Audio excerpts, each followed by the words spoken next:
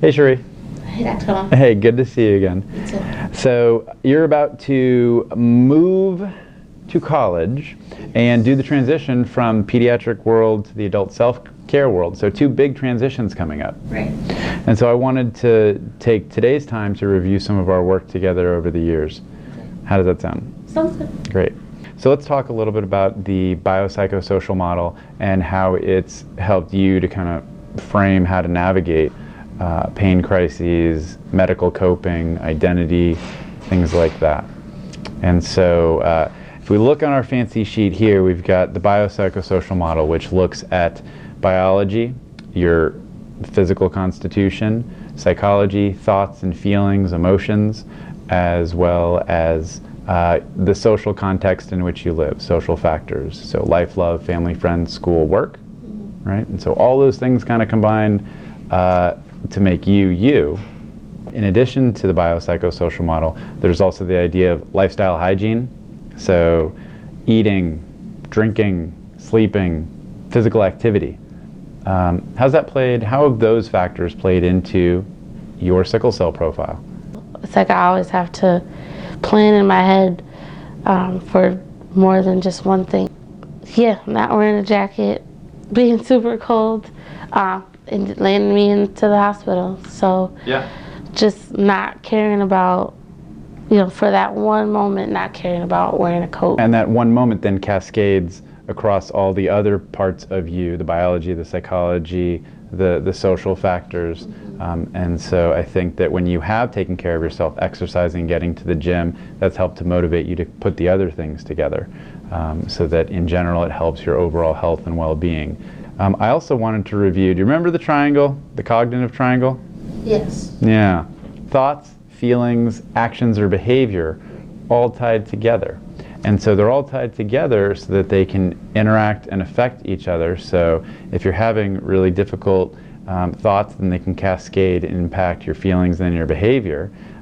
If you change some of those thoughts or are aware of some of those thoughts or feelings, then you can kind of change how your day goes, how your behavior goes, and overall how your medical profile tends to play out. And so there's the thoughts, feelings, behavior, and in the middle of it is like the big B in terms of your body, your somatic profile, your sickle cell presentation at a given time. There's a good chunk of unpredictability about your medical profile, your sickle cell condition, and at the same time, are there some things that you can control?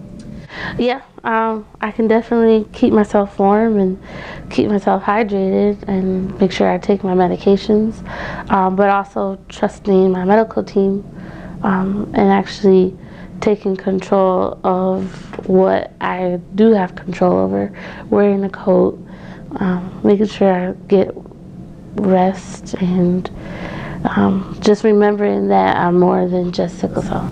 So one, you're more than just sickle cell, and two, you're more than just your pain. And we've talked before about the idea that pain is pain, but suffering is optional. Meaning your pain is real, but the amount of suffering is adjustable. Meaning you can actually have a direct part, a direct role in how much pain you experience aside from medical intervention, aside from medication. So in the past when you had a pain crisis or significant stress that might then lead to a pain crisis, I recall that you would kind of hold on and push through. Sound about right? Yeah. Yeah, and so tell me more about that in terms of remembering or not remembering to do things. Well, as a kid, you don't really think about what you're doing to cope with it, but I did have my mom and dad who helped coach me, so to speak, as to how to handle it. Yeah, you had your family as supports and reminders, as well as the medical team that you could reach out to, and if you didn't reach out to the medical team, we would follow you and catch you, which the pediatric world is really good about doing. Right. So how are things going to be different moving into the adult world? Well, I won't have my parents there with me, 24/7.